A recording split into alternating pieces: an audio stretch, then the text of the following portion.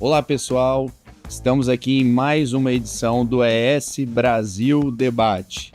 O tema de hoje é a Lei Maria da Penha, uma importante norma que possibilitou avanços significativos nas políticas públicas de enfrentamento e prevenção à violência doméstica e familiar, a violência contra as mulheres, as violências contra as mulheres. Ela foi sancionada em 7 de agosto de 2006 e chega aí em 2024 a 18 anos de aplicação da Lei Maria da Penha, que é considerada aí por muitos especialistas um divisor de águas nas ações para a proteção, construção de uma rede de proteção às mulheres. A lei foi batizada com o nome de uma farmacêutica que sofreu uma dupla tentativa de homicídio pelo próprio marido, e a busca por justiça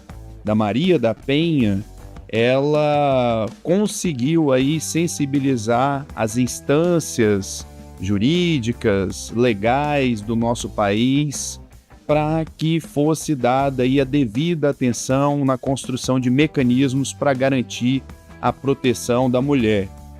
De maneira triste e também covarde, aí, a Maria da Penha chegou a ficar paraplégica depois de levar um tiro nas costas pelo seu ex-companheiro. E aí, por conta dessa luta mobilizada em favor da proteção da mulher, a Lei Maria da Penha, Lei número 11.340 de 2006, foi estabelecida e possibilitou uma série de avanços que a gente vai estar aqui debatendo, analisando, com duas importantes referências dessa temática. Desde a instituição da Lei Maria da Penha foram registrados avanços significativos, e também hoje a Lei Maria da Penha é o principal mecanismo de denúncia e de proteção que garante o direito da mulher de denunciar casos de violência e faz com que os agressores respondam por esses atos criminosos e covardes contra as mulheres. A grande maioria dessas violências são praticadas aí por companheiros ou ex-companheiros das vítimas. A mulher que sofre uma violência ou se sentir ameaçada pode solicitar, por exemplo, a medida protetiva ou outros mecanismos junto às autoridades policiais.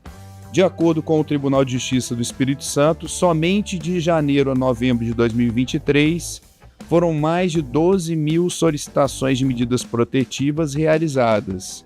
Mesmo com esse aparato, algumas mulheres ainda são vítimas de violência doméstica. Então estamos aqui hoje com duas referências pesquisadoras e também atuantes aí no campo da gestão e das políticas públicas de proteção às mulheres.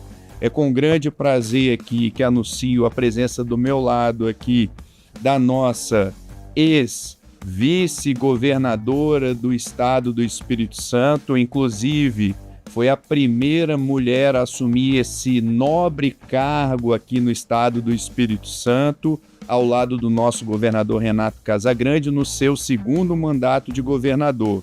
E também pesquisadora, mestranda, estudiosa da causa, e é a primeira mulher a assumir o cargo de secretária de Políticas Públicas para as Mulheres. Jaqueline Moraes, um grande prazer receber você aqui com a gente.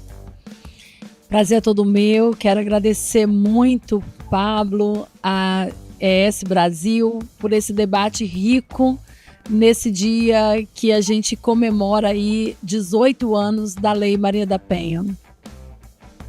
E também, completando aqui o nosso debate ES Brasil, está a nossa amiga, professora universitária Fernanda Pimentel, que é socióloga, pesquisadora do tema, especialista com publicações aí na área e também é diretora da Faculdade de Direito da Universidade Federal Fluminense, a nossa UFF, uma instituição aí de tradição que muito contribui para a produção do conhecimento científico, tecnológico e sobre a inovação no nosso país. Fernanda, é uma grata satisfação ter você aqui conosco, tá? Uma honra, Pablo, uma honra estar com a dona Jaqueline. Como gestora de uma instituição pública, é sempre uma alegria redobrada quando eu tenho a oportunidade de dividir os espaços com mulheres potentes, com mulheres que ocupam os campos decisórios do nosso país e, sobretudo, do nosso amado Espírito Santo. Então, é uma alegria imensa. Muito obrigada pelo convite, AES Brasil.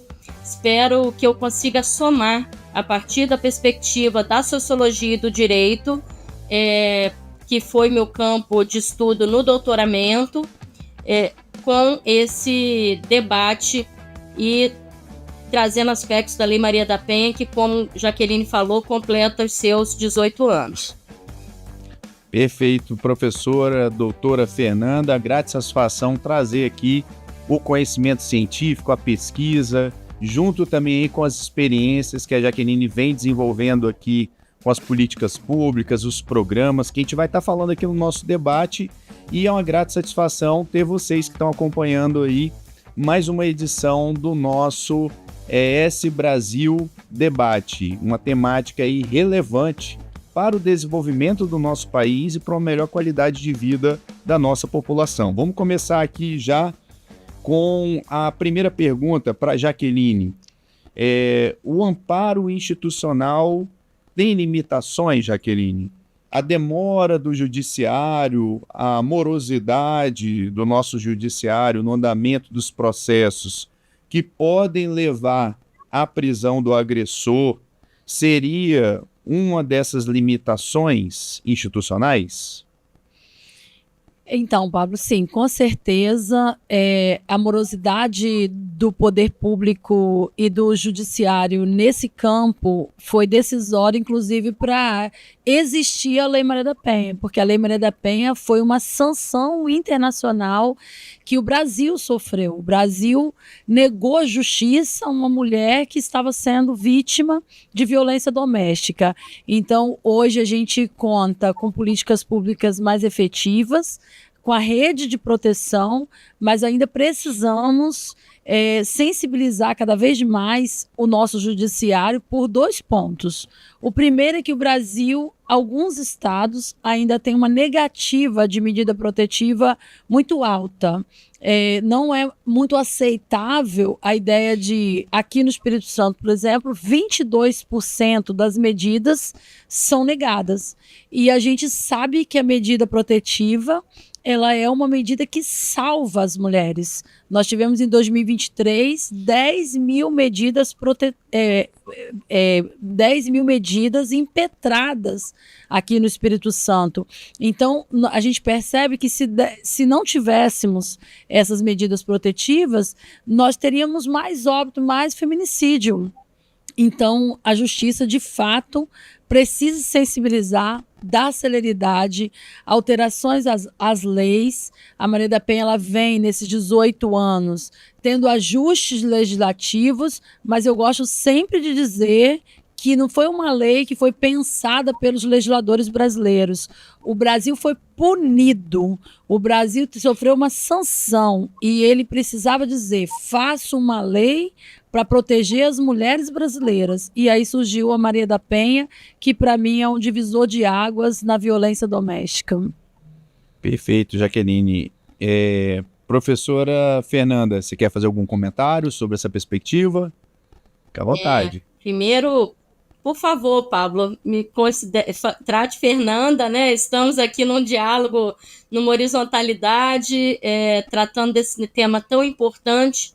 Endosso a fala da Jaqueline e destaco que a Lei Maria da Penha, ao completar 18 anos, ela chega à maioridade, o que no campo do direito civil a gente chamaria plena capacidade, com uma capacidade ainda limitada, né? Uma vez que a cultura social jurídica e política ainda não está pautada sobre uma verdadeira equidade.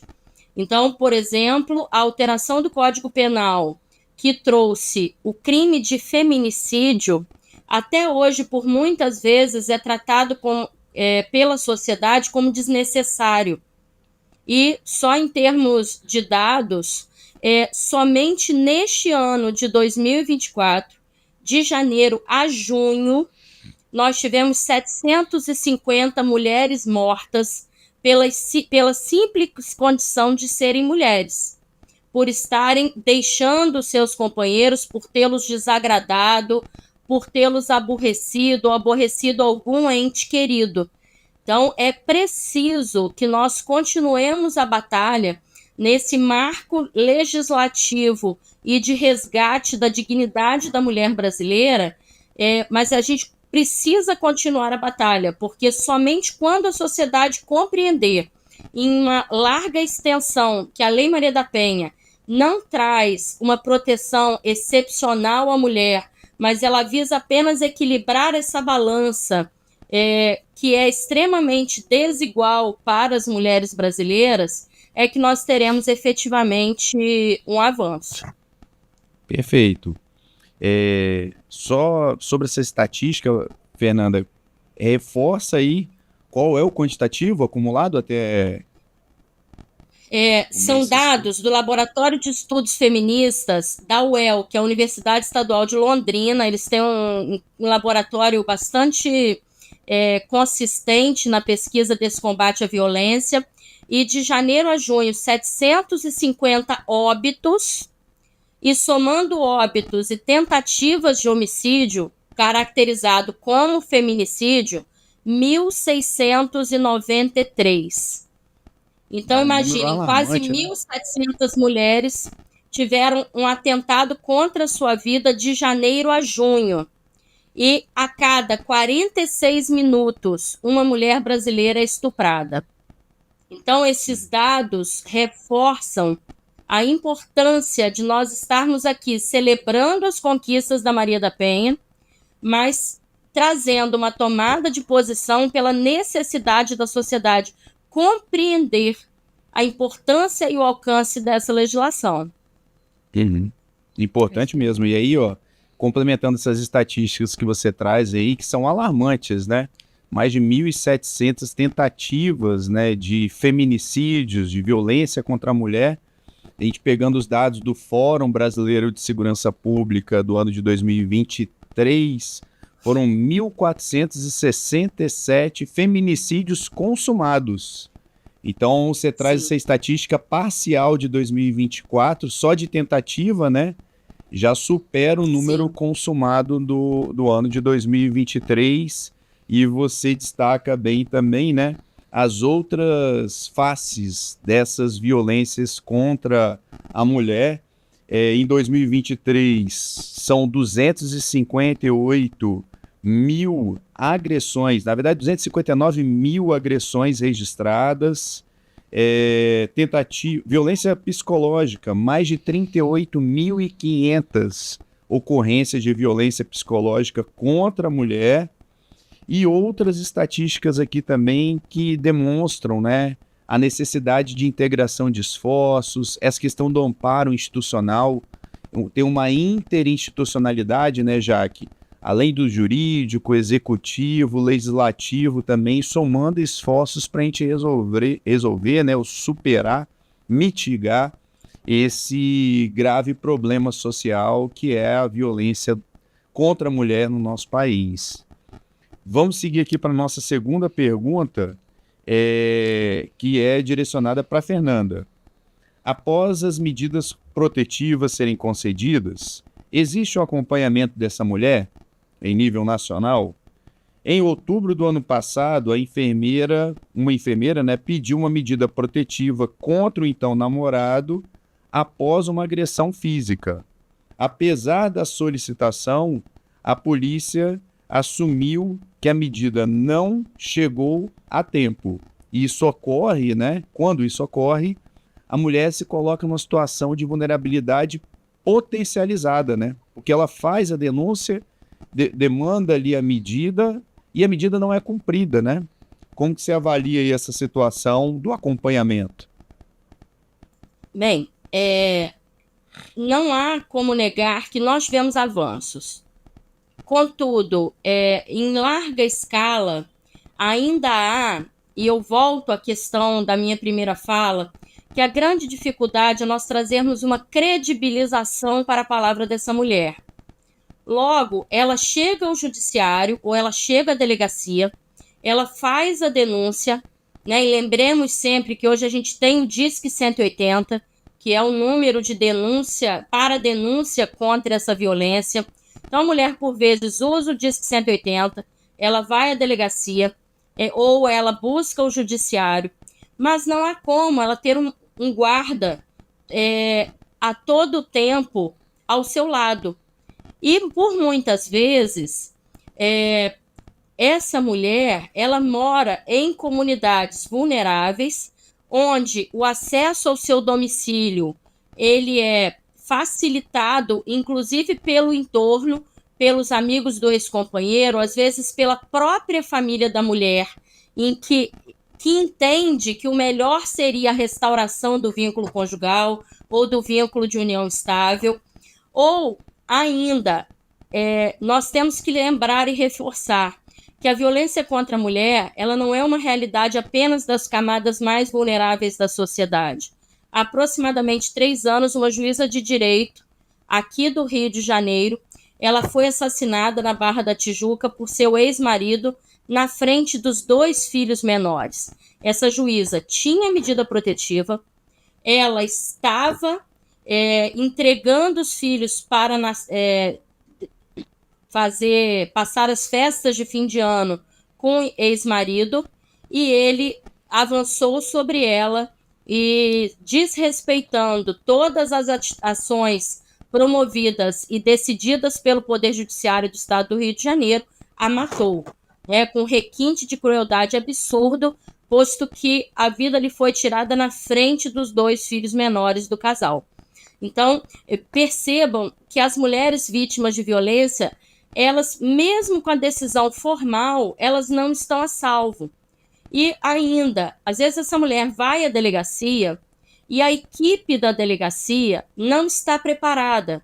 Semana passada, num evento comemorativo dos 18 anos da Lei Maria da Penha, uma mulher vítima de violência aqui em Niterói narrou para a delegada da DEAN daqui de Niterói, a doutora Bárbara Lomba. Eu estava ao lado e ouvi ela dizendo: doutora, eu fui à delegacia relatar a violência sofrida e o policial pegou os dados do meu marido e ligou para ele me buscar.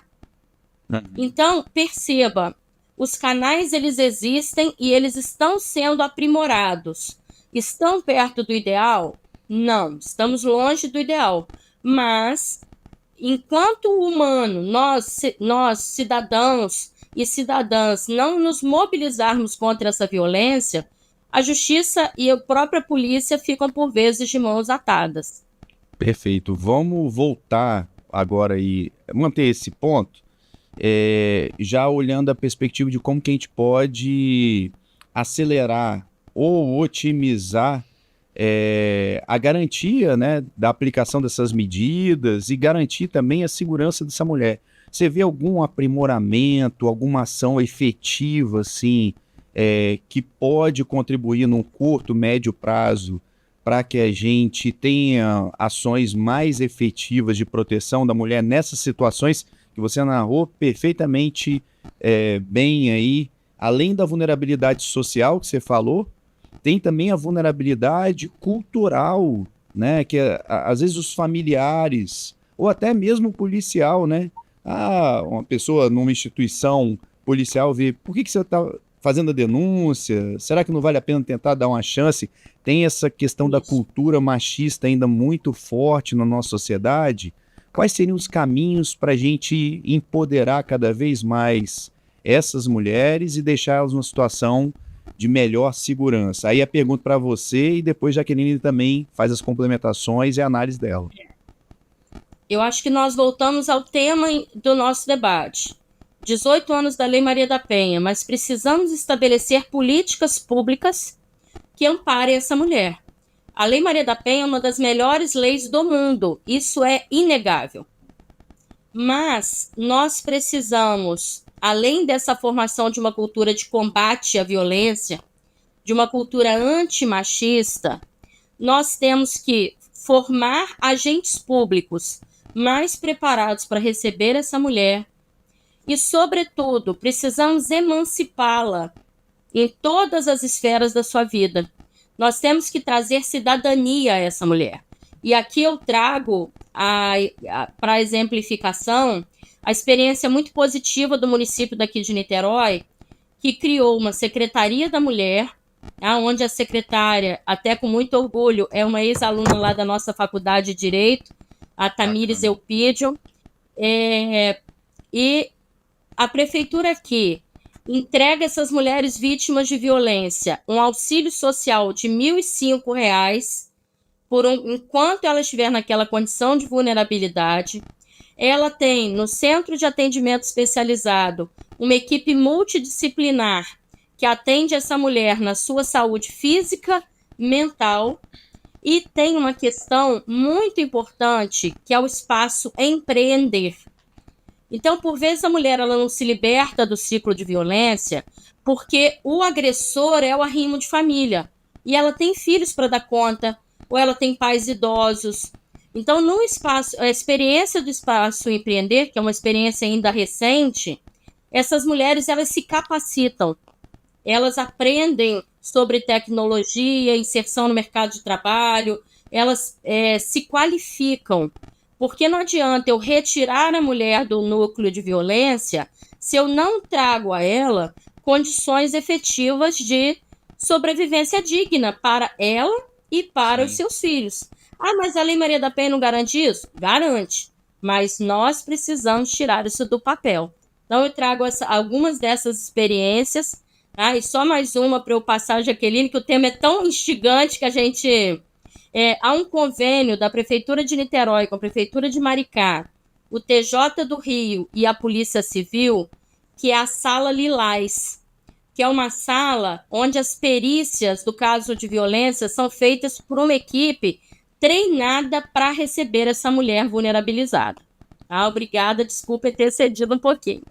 Tranquilo, mas você já levantou várias bolas aí para Jaqueline agora citar os exemplos aqui do estado, né? De fato, eu agradeço muito a nossa querida Fernanda, porque traz esse olhar da academia, e ela falou muito bem, a Lei Maria da Penha é uma das melhores leis do mundo, ela já está provada isso, porque ela é uma lei completa, ela fala de fato onde o poder público tem que entrar na violência doméstica. Então, antes da Maria da Penha não tinha isso, ainda era aquela guerra de briga de marido e mulher, ninguém mete a colher. Aí o Estado vem e precisa colocar as suas mãos fortes para proteger essas mulheres e essas crianças, porque a gente percebe que cada feminicídio tem o órfão do feminicídio, é uma destruição da família completa. Então, assim, a gente precisa ter esse olhar carinhoso com a Lei Maria da Penha, que prevê todas essas políticas de rede. Então, por que ela é uma lei inteligente? É uma lei que foi pensada e nesses equipamentos que Fernanda falou, hoje nós temos a primeira Secretaria de Estado das Mulheres, criadas aqui pelo nosso governador Renato Casagrande em 2023. Eu liderei na vice-governadoria um processo de programa Agenda Mulher, onde nós criamos o observatório com você, meu querido Pablo. Pablo Lira, que liderou esse processo comigo do Observatório Política Mulheres e Mulher ES. E a gente precisa cada vez mais fortalecer. Hoje, com a secretaria, nós temos nas 10 micro-regiões do estado, nós temos os equipamentos dos Centros Margaridas, com psicóloga, assistente social, educadora social, advogada, que é essa equipe multidisciplinar que a Lei Maria da Penha fala. Esses 10 equipamentos acolhem as mulheres, acompanham as mulheres na medida protetiva, e nós temos o grande programa que hoje é liderado pelo nosso governador Casagrande, que é o Mulher Viver Mais dentro do estado presente.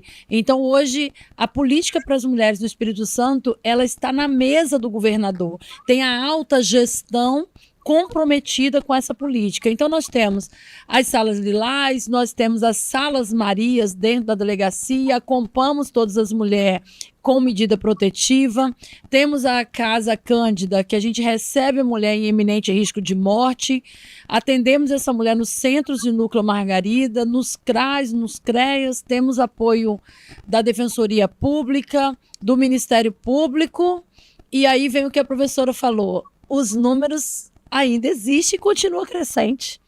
Então, o que a gente avalia a partir do momento que o 180 agora, com crescimento de denúncia, aumentou a violência? Está aumentando o encorajamento das mulheres com a rede de proteção.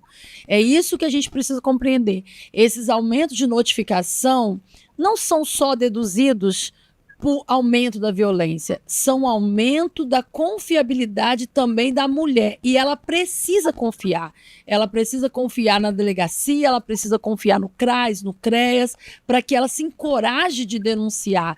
E o 180 agora, com esse aumento de notificações, é o sistema da criação do Ministério das Mulheres, porque foi abandonada. A política, quando descontinuada, atrapalha toda uma base. Então, hoje a gente percebe que existe uma política nacional, existe um comprometimento do presidente da República, dos governadores. Aqui nós participamos do COSUD, reunião dos 7 estados da região sul-sudeste. Inclusive, o governador lá do Rio de Janeiro também participou com a gente. Pablo Lira estava lá. Então, a gente sabe que é uma política integrada, que é o que a Lei Maria da Penha defende e ensina, inclusive o projeto Homem que é Homem, que é o acolhimento ao homem agressor, que o homem agressor de hoje, ele sai de um relacionamento e agride em outro relacionamento, se ele não tiver a ressignificação social. Então, hoje nós temos vários projetos sob a nossa liderança, mas existe o principal, o comprometimento da alta gestão com essa política. Muito importante, Jaqueline. E aí a gente já vai entrando, o papo nosso aqui está fluindo. Já vamos para a nossa próxima pergunta. Vocês falaram sobre ações aí integradas no âmbito da proteção, do empoderamento da mulher também, na parte legal, jurídica. E aí a próxima questão é justamente para vocês analisarem aí de que forma políticas complementares, aí saindo desse ciclo, né, da assistência, do trabalho da segurança, da justiça criminal, também das polícias, mas também falando na questão do empoderamento econômico, formação, educação, saúde, num segundo ciclo de integração de políticas, o que vocês entendem aí que pode ajudar a reforçar essa proteção à mulher na nossa sociedade e também a construção de uma cultura de paz? Aqui no estado, já que aí já vamos começar aqui com você citou o caso do Mulher Viver Mais, que inclusive tem uma parceria com a Secretaria de Ciência, Tecnologia e Inovação no Qualificar ES, não é isso? Comenta um pouco aí com a gente. Sim, Qualificar ES, a gente qualifica mais de 70% dos cursos oferecidos, foram mais de 500 mil vagas, a mais de 70% são mulheres. Então, as mulheres estão buscando empreendedorismo, elas estão buscando a sua independência financeira e hoje a Secretaria das Mulheres tem uma gerência de empreendedorismo e inclusão produtiva da mulher. Fizemos a assinatura agora do termo de cooperação técnica com os poderes para a empregabilidade da mulher, 5% que sofre violência pode ocupar todas as vagas do serviço público, das terceirizadas. Então, são ações afirmativas que vai inserindo essa mulher cada vez mais no mercado de trabalho, porque a gente compreende que esse também é um potencializador das violências quando ela está muito vulnerável dentro de casa. Mas a professora Fernanda falou bem, é uma violência democrática. Então, ela vai desde o alto escalão. Hoje nós temos um projeto agora com o PROCON, que a gente está discutindo o endividamento de mulheres de classe média. Esse endividamento, muitas vezes, é por conta do seu companheiro. E aí é uma violência patrimonial que, às vezes, não aparece. Então, a gente precisa falar sobre ela. Então, eu falo, Pablo, que o comprometimento com a política pública e com a rede de proteção salva salva essa mulher? Aqui no Espírito Santo, nós acabamos de aprovar para o Conselho que as escolas, desde as primeiras séries iniciais, vão tratar da violência doméstica na grade curricular. Então foi um avanço, porque a gente quer na grade todas as matérias de forma integradas, falar dessa violência nas escolas nos primeiros séries iniciais das nossas crianças. Então, assim, são avanços que a gente está tendo por conta da Lei Maria da Penha. A Lei Maria da Penha é essa bússola que a gente segue no enfrentamento dessa violência. Vai lá, Fernanda, com você. Bem, complementando, eu acho que a gente não tem aqui nenhum debate, a gente está mais numa complementação, né, Jaqueline, que nós estamos tão em sintonia com as nossas colocações, porque os programas auxiliares dessa mulher vítima, que é o que Jaqueline bem falou, a violência patrimonial ela tem sido seríssima, o superendividamento das mulheres, o superendividamento das mulheres idosas que sofrem violência patrimonial, inclusive dos seus próprios filhos e filhas. É uma situação gravíssima no Estado brasileiro. Então, eu ter uma defensoria pública e um PROCON preparado para receber essa mulher, mas ela nunca sofreu violência, o marido a amava profundamente, mas coloca essa mulher num risco de dilapidação ou de destruição do seu patrimônio, por vezes irrecuperável. O trabalho de uma vida, ele vai literalmente pelo ralo por conta de uma violência patrimonial, né? A violência psicológica, essa mulher onde ela é diminuída perante a sua família. Então, ter esse apoio para as mulheres em situação de vulnerabilidade, os programas de dignidade menstrual, porque foi mapeado que mulheres vulneráveis, adolescentes, jovens e mulheres adultas, por vezes deixam de ir à escola, comparecer compromissos sociais e de trabalho, por falta de recursos para manter a sua higiene menstrual. Isso tem que ser colocado. Então, os municípios e os estados que têm trazido programas de dignidade menstrual têm dado uma nova condição de vida para essas mulheres. Mas isso é uma bobagem. Para determinado extrato da nossa sociedade, isso é uma conquista sem mensura. Nós, da classe média, das classes mais altas, não podemos sequer mensurar o que isso significa em termos de política pública, e a capacitação. Realmente, esses dias eu falava para empresários e gestores privados e eu dizia, todos nós temos uma parcela de responsabilidade. O Estado sozinho ele não vai combater esse ponto de desigualdade. Nós temos que contratar mulheres, nós temos que dar espaço para as mulheres galgarem na política e nos cargos de gestão na esfera privada. Isso tudo faz parte das ações de combate à violência. Muito bom. O papo está muito bom, o nosso debate aí. A gente está chegando aí, caminhando para o final com a nossa última questão aqui. E já de antemão a gente agradece todo mundo que está acompanhando, que está assistindo aí o nosso ES Brasil Debate, mais uma edição aí.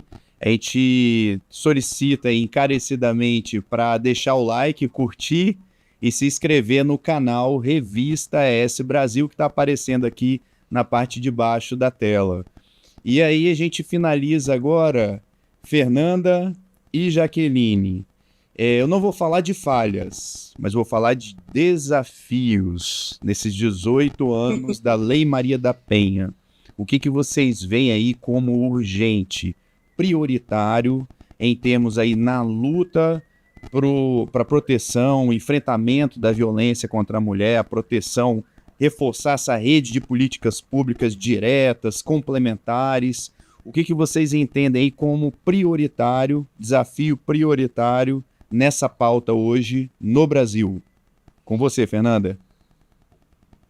Bem, eu acho que das políticas públicas especificamente, acho que eu vou deixar para a Jaqueline falar, até porque ela é o olhar de dentro dessas políticas, mas o que eu reforço sempre nas minhas falas, nós precisamos de capacitar os nossos cidadãos para uma ação de igualdade, para ações de igualdade. A igualdade ela não brota. Nós viemos de uma cultura onde a mulher no Brasil ela foi relativamente incapaz até 1967. Somente com o Estatuto da Mulher Casada que a mulher pôde ser contratada para trabalhar sem a anuência do seu marido. Então, a década de 60 é um mísero tempo histórico, né? A gente tem aí um suspiro histórico. Então, o alcance da igualdade ele é muito recente. Nós precisamos de campanhas educativas, precisamos educar melhor os nossos meninos, os nossos adolescentes, para que eles entendam que a mulher, qualquer que seja, há um discurso que muita gente faz e que ele é válido, porque ele traz algum nível de consciência, mas nós não podemos ficar somente nele. Eu vejo muita gente falar assim, imagine que ela é sua mulher, imagine que pode ser com a sua mãe, com a sua irmã, ou com a sua tia, ou com a sua filha. Não, a mulher tem que ser respeitada por ela ser mulher, e não por ela ser filha, irmã, mulher, companheira, namorada de alguém. Então, isso parte de uma educação, de um projeto de educação voltado à igualdade de gênero, o respeito à dignidade dos corpos femininos. Eu acho que é essa a minha contribuição. Perfeito, Fernanda. Jaqueline? Então, eu quero agradecer muito assim essa participação e dizer que o que a Fernanda colocou é a desconstrução que a gente chama desse machismo estrutural que nós temos na sociedade brasileira, devido realmente o Brasil ter sido um país que tolhiu todos os direitos das mulheres. Eu tiro pelo direito ao voto, começando em 1532 com os homens e 1932 com as mulheres. Então, 400 anos depois. Então, tudo que a Fernanda colocou é justamente essa sociedade. Mas me assusta muito quando uma pesquisa da OMS, que saiu agora recentemente, que cada 4 jovens ou adolescente que namora, uma sofrerá violência doméstica. Então, nós ainda temos um caminho de empoderamento dessas meninas e por isso que a Agenda 2030 das nossas ODS, que a gente segue piamente, ela traz essa idade do empoderamento, mas da igualdade de gênero para nossas meninas e mulheres, sempre colocando as meninas e as mulheres para protagonizar esse debate. E o maior desafio que eu acho ainda hoje, Pablo, é conversar com os homens. Como conversar com os homens sem falar de machismo? Porque quando a gente fala machismo, aí se arrepia. Parece que a gente está falando mal deles. Então, os homens têm muita dificuldade do letramento de gênero. E a gente nós precisamos, com a academia, com os debates, encontrar o caminho onde a gente consiga dialogar com esses homens como você, que são antimachistas, são antirracistas e que debate a pauta das mulheres com tranquilidade e com muita paz. Então, assim, a gente precisa desses homens. A Lei Maria da Penha fala de reeducação social, de ressignificação do homem. E a gente trazendo esses homens para esse cenário, inclusive os nossos parlamentares, a nossa alta gestão, que a maioria são os homens, os prefeitos, envolvidos nessa causa, com certeza nós teremos os nossos organismos de política nos municípios, nós teremos os nossos conselhos de mulheres fortalecidos, nós teremos nosso pacto de enfrentamento, nós teremos o nosso plano de política pública para as mulheres nos municípios. Então, essa é a minha visão com relação de tudo aquilo que a gente precisa caminhar. Acredito no avanço dessa pauta, infelizmente, com o sangue das mulheres derramado na nossa década, mas eu acho que nós estamos estruturando um país para a próxima geração chegar e minhas filhas e minhas netas, com certeza, sofrer menos com essa ameaça do patriarcado e do machismo que nós sofremos. É isso que a gente acredita na construção de um Brasil melhor, né, Jaque e Fernanda? E eu quero agradecer todos vocês que estão aqui com a gente acompanhando a nossa edição aí do ES Brasil Debate. E eu estava pensando justamente nisso agora, Jaqueline. Estamos num ano de processo eleitoral nos municípios, né? Muito relevante os candidatos, tanto para a Câmara de Vereador como para as prefeituras, assistirem esse debate aqui, porque ideias muito importantes aqui que vocês trouxeram, uma verdadeira aula. Me sinto honrado de estar aqui como mediador desse debate, aprendendo muito com vocês nesse diálogo. Aqui a professora Fernanda, que traz aí a experiência da academia, lá como diretora da Faculdade de Direito da Universidade Federal Fluminense, as pesquisas, né, trazendo soluções. A gente tem que pensar coisas propositivas, pensar fora da caixa, né, Fernanda? E integrar também esforços nessa pauta relevante para o nosso país. E também, minha querida amiga, secretária Jaqueline Moraes, trazendo aí também toda a sua experiência, desde o trabalho do Agenda Mulher, lá na Vice-Governadoria do Estado, e agora no programa Mulher Viver Mais. É um programa que tem essa virtude da intersetorialidade, e vem trazendo resultados, mas o caminho ainda requer um esforço ainda maior, uma integração, porque como vocês falaram, né, a violência ainda está aí no cotidiano e passa necessariamente por uma maior conscientização, por uma construção de uma cultura de paz e desconstruir essa cultura machista que ainda permanece no nosso país. Então quero agradecer de coração a participação de vocês, pedir para todo mundo que está acompanhando aí, se inscrever no canal, compartilhar, comentar e deixar aí sugestões para os próximos debates da AES Brasil.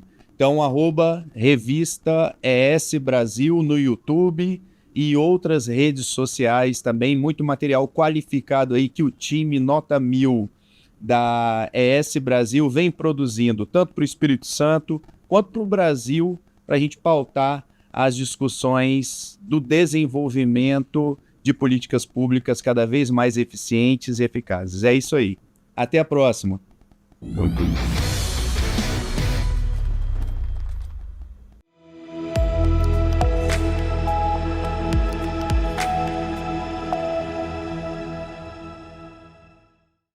Obrigado por assistir. Inscreva-se no canal e não deixe de curtir e comentar. Siga também nossas redes sociais. Até mais!